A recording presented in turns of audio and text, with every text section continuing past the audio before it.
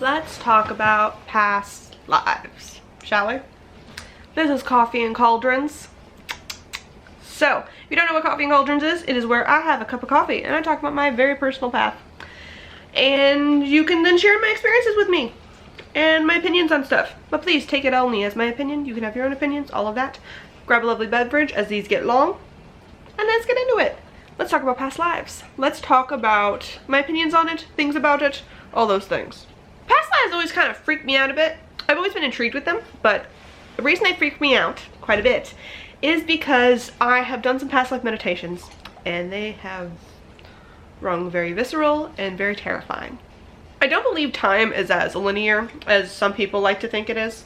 I don't think that there's so much like a past, a present, or whatever, and that we are all just kind of like being recycled repeatedly as time continues on soul-wise. I think it's way more wobbly than that. I think there's a lot of things in the past happening now, and I don't think there is a direct relation to where like a weird paradoxical thing would happen if like someone found a way to go back in time and change a piece of history. Like, I don't think it works as simple as that. But I do think that there's a lot of different things that inform us, and we are still connected to these things. They aren't all operating in separate realms type of deal. And so, for me, I definitely think there are cultures and things that one even connects to with past lives, and it's because you lived in them before. There is a sense of nostalgia that kicks in, and as opposed to a curiosity and interest of something that is new, right? Like, I definitely feel a difference in my interest in that way. When I look at certain areas of the world or certain places, I feel a deep interest in them. Italy was always that way for me. I've traveled to Italy several times because my father's a pilot, and thankfully we have done a bunch of family trips and he is deigned to bring his children on. But some of them were, you know, going to Florence and Rome, and there were very specific towns that when I stepped into them, I felt very weird. And it was very deja vu like in a sense, but not quite. Like, I felt still very focused in me, and it definitely feels like when you walk back into, I don't know, has anyone ever like gone and visited an old school they used to go to after like years of being like out of it? Like when you're in high school and you go back and like visit your elementary school teachers for whatever reason, like you just kind of like want to peek into the past. That feeling is what I felt when I stepped into some of these towns. So it was very like, okay, interesting. And the weirdest one that I had was when we were outside of Florence. I was there on a study abroad, and we were traveling to this small town to just explore some things. And we walked by this church, and I didn't think anything of it, but I was kind of feeling weird all day. And I was there with my boyfriend at the time. He was acting a bit weird just because I think he was like really interested in the topics and stuff at hand. So I was kind of like, well, you know, feeling weird because he was acting weird and a little insecure in the relationship. So I thought maybe that's where the weird feeling was coming from, right? And then we walked by this church, and it's probably the first time I've ever had like a very serious download of something that is like, whoa, what was that? Like, very like, I wasn't there. And it wasn't because I had triggered it or I daydreamed or like it wasn't an astral thing. It was very, very different. Or I guess it could have been a sense of the astral, if an astral is a way to get to a past life. So that might be a thing. But I suddenly felt like myself wearing like a kind of more a thin white dress and like walking around in the church, and I felt very at home.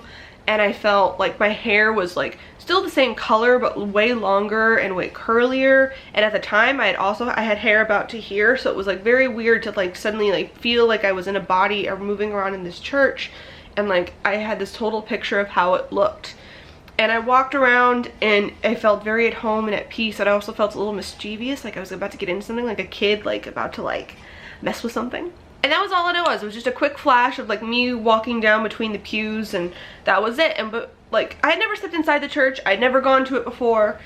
It was just a very weird like odd nostalgia thing. And I got very quiet, and we were all kind of moving on as a class or whatever. And then someone asked, can we take a peek inside the church? And my teacher acquiesced, and we went in, and the church looked exactly like what I had just saw in my head. That weird nostalgia feeling of where the pews were. Like, it was like slightly different, right? Like there was different stuff in the front. There were some more gold pieces kind of like up at the front altar-ish area, I guess. But the pews were all right where they were. There were like certain windows with stained glass in them, and like in my head, like that where that flash, that download, I had seen like the same things.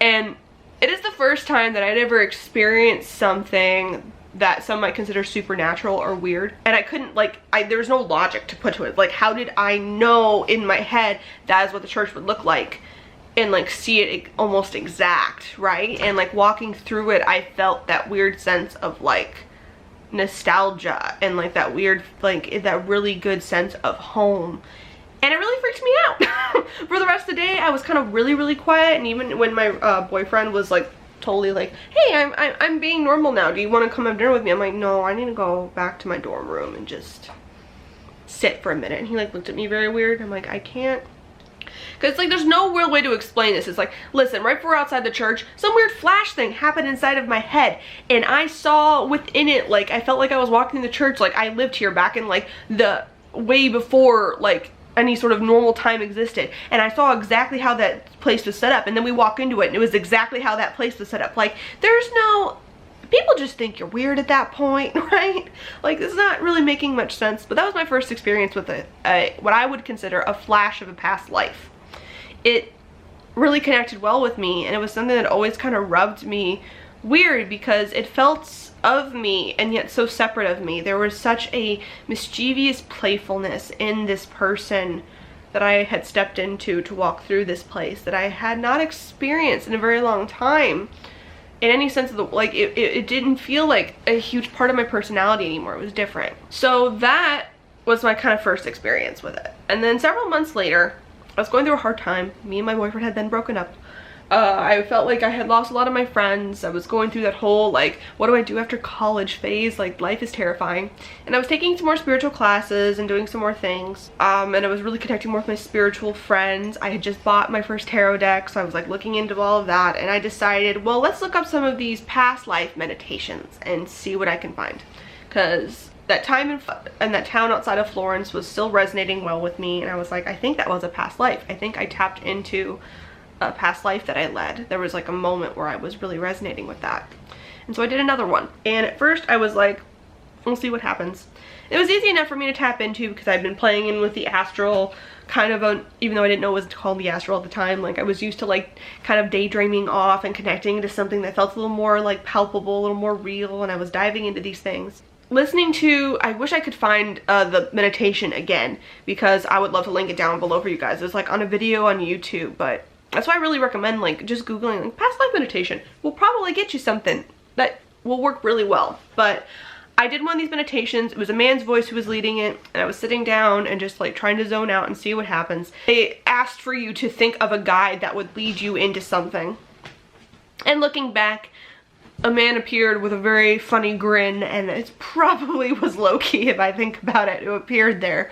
I might have to go into the astral and ask him about that a little bit later. Be like, was that time when I did that past life method? Was that you? Was that? I think it was. Tricky little man. But I did the past life meditation, and it was weird how, again, tapped back into it. It had a very similar feeling to how it was when I had walked outside of that church, where I jumped into someone's body. It was a very different time, and it was like in a dark, dingy bar, and I was like wiping off stuff, and like it was funny how like different flashes of things kept happening, and it kind of felt like in my head as like a linear like a story that was happening before me, but at the same time it was all very foggy. Like there were like when you think back on memories now, how there's certain things that are very vivid and other things that are not. Like in the meditation, I felt that I was, one, a man, and two, an old man came into the bar and asked me something, and I had an answer for him, but for the life of me, I can't remember what he said or what I said. I remember like how dirty and grimy the bar actually was, and how there seemed to be a bunch of like rougher men at it, like sitting there drinking. But beyond that, like I don't know what the tables or what the rest of the room even looked like. It's all kind of like shrouded in this weird darkness. And then more than anything, I remember like stepping outside and walking down this path and like kind of like staring up at like the rising or the setting sun. I don't know, like when the sun gets to that point of it being a full-on fucking glare, you're like, I can't see, I'm blinded. And knowing that, and I felt there was a woman standing there and her like this great blonde hair, and I was so upset and I felt left and alone, and I just felt like absolutely heartbroken that she had left me. And I realized then, as I kind of like came out of it, that it was this loneliness, this longing, this feeling of that person was gone. It was like the saddest feeling, where it's like walking through the church, there was a mischievous playfulness that I think embodied so much of what that past life might have been about. Whereas this one, it was very a deep longing of something missed, of something gone. And so because I felt that, I felt very put off from it then. I remember describing it to someone's like, oh, you have an overactive imagination. That was probably like past lives. You can't tap into those. Like, what are you talking about? And I remember like kind of being like, yeah, no, it's kind of silly. I don't know why I thought that. And I didn't tell them about the Florence experience at all, because I was like, well, I wasn't meditating at that point, so I don't really know what to say about that. But beyond that, I was like, well, this kind of freaked me out too much, and I didn't really think more about it, right? I want to just kind of push it off and be like, no, I should focus on the types of spirituality that'll help me focus on good things in the future, as opposed to like tapping into things that are apparently very negative in the past. And then I did another one a few months later because I was curious again. I was like, well, that's one past life. It was just one. It was just one of longing and sadness, and I was weird. I was a boy, and you know, I feel so tapped into being a woman here, and like, even though I'm sure like we all like fluctuate through things. If we're doing multiple lives, like I'm sure I have been a man, a woman, like I've probably like died as an old person, died as young, like I've probably done every single thing in the world if we've lived multiple lives. Like that's just natural. You wouldn't keep being the same person that you are. But it felt very odd and weird to me. I had never felt that longing before. I never felt that like, oh my god, like this person was gone. And the more I thought back on it as I was about to do this other past life meditation, I realized how much that was, I think the person I was longing for had died. I think that it was someone I loved very, very dearly. It might have been a lover. It might have been like a soulmate type of deal, like a person who lives multiple lives with us. And they were gone. And it felt like they had left too soon, like something had happened, like it wasn't right. And it felt like, again, like someone was taken from me. And it just felt so heartbreaking. So I was like, okay, well, we'll do another past life meditation. We'll try to tap into something else. Not the longing, deep, scary feeling, none of that. And so I found a different meditation, thinking maybe that was the cause of it, a different meditation playlist talk through. And so I sat there and I meditated and I went in, and the same guide appeared, the creepy little man with a smile. Loki, I think it's you. So I was like, okay, we're on the right path. This will be good. This will be good. At the time I had also another guide I kind of tapped into on the regular, although I never really gave her a name. And so she tapped in at the time, and looking back, I feel like she's probably a version of one of my higher selves. This time, I was a woman again, which seemed to be like, okay, cool. And I was wearing a long dress, and it was like very windy, and my hair was definitely a different color. Like I remember like how the sun hit it as it went past my face. It was not the same dark or red tones in it at all. And I just remember I was standing on like the edge of like this like lake thing, and the lake opens up to something else, and I was staring at this boat with like a big old pirate ship with like big old like sails. It wasn't a pirate ship, but it was a big old ship, like looked like Pirates of the Caribbean type of ship, like that time frame. And it's sailing out of this like inner closed bay area out to something bit, and I'm staring at it with this huge sense of longing, and I realize there's someone on that boat, and I don't think they're coming back. And I felt that same heartbreaking feeling that I felt again as the boat went, because the sun was rising and that same glaring sun was there, and it was like this person is leaving me again. And it was the same feeling as being that man stepping out of that bar and staring up at the sun and knowing that a woman had left him. It was the same fucking feeling. I was like, no! The entire point of doing another one of these was so that I wouldn't have that same feeling again, so that I would experience something else. Like where's the girl from the church who is all mischievous and playful and is just running around the pews about to do something a little fun? Like where's those type of past lives? That's what I wanted. And so I immediately jerked myself out of it. Like I remember feeling the wind, I remember the glare of the sun, I remember feeling kind of cold, and I remember that feeling of longing and of being left and alone and just, oh, that utter heartbreak. And so I snapped out of it. And I haven't done another past life meditation since. And that was back when I was probably around 20, 21. So it's been about 5 years-ish since then, 5-6 years. And I kind of refuse to do it in a sense. One, because I definitely tapped into something that I was not used to. It was something I had not really had control over before, and it was something that kind of terrified me a bit. I also got scared because I recognized a pattern suddenly. Happening once is one thing, happening twice is another. For a while I was like, well, maybe it wasn't a lover, maybe it was something else, maybe it was whatever, right? And in the time, like the one where I was a man in the bar, I knew it was like my wife or my lover, or like it was someone who I held very dear in the romantic sense who had died and left me. And again, with the boat, it was someone I held in a romantic sense who was leaving me again. And those type of feelings worry me a bit, because I started really like, well, is that what's gonna happen now? Am I doomed to find someone that I love that's just going to leave? Is that like a repetitive thing that happens in my lives? Because it's happened twice. But 2 times alone is a pattern, especially we've lived hundreds and hundreds of lives, but it's still kind of terrifying. That playful girl too in the church, I felt maybe she had a lot of lovers.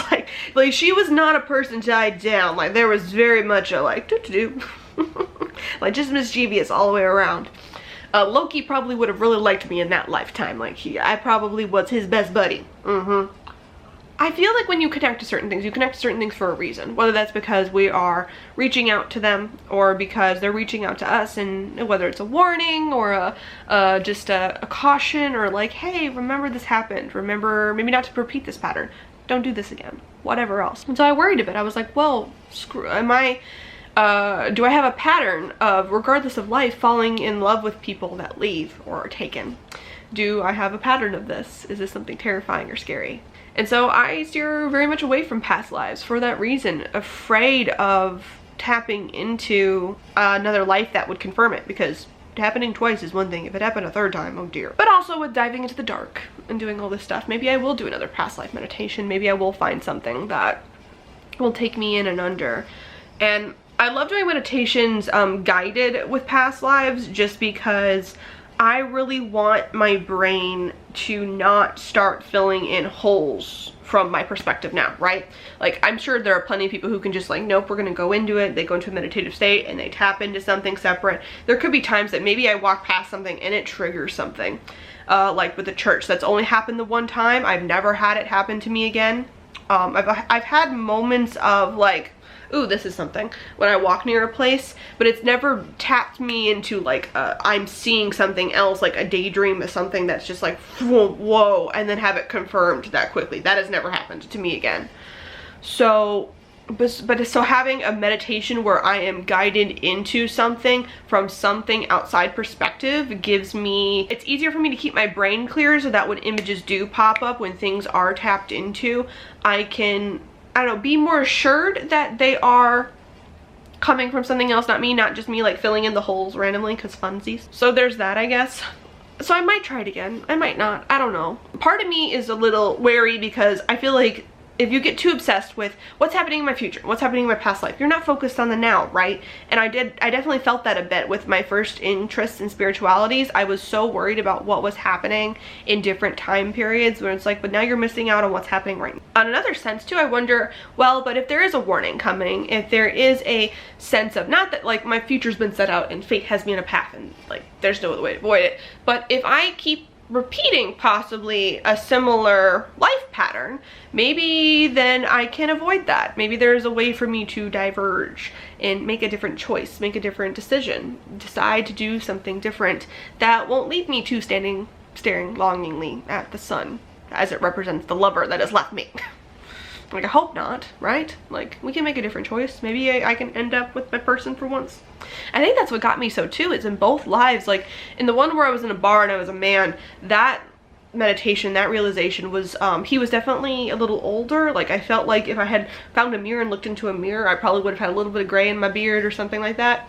Where, and but the two women that I tapped into were definitely, the one in the church was definitely a little bit on the younger side, and the one on the shore with the boat was definitely a little bit on the younger side too. It wasn't like I was, you know, middle-aged, older or anything. It was very much a tapping into where the man was like, had lived a life, had like found love, had done all that, and then just lived a life of sorrow beyond that. Well, at least in that moment, I guess. So that, I find it very interesting. I might do another one, I don't know. There's some diving into the fears in the darkness. Maybe that's something I need to pull back, another fear, but I'm a little bit fear of what past lives will confirm. So, yeah. Anyway, what are your experiences with past lives? Have you done past life meditations? Do they freak you out? Do you refuse to do them? Do you not believe in them at all? All that down in the comments below. This is part of Youtober, so I will see y'all tomorrow. Bye.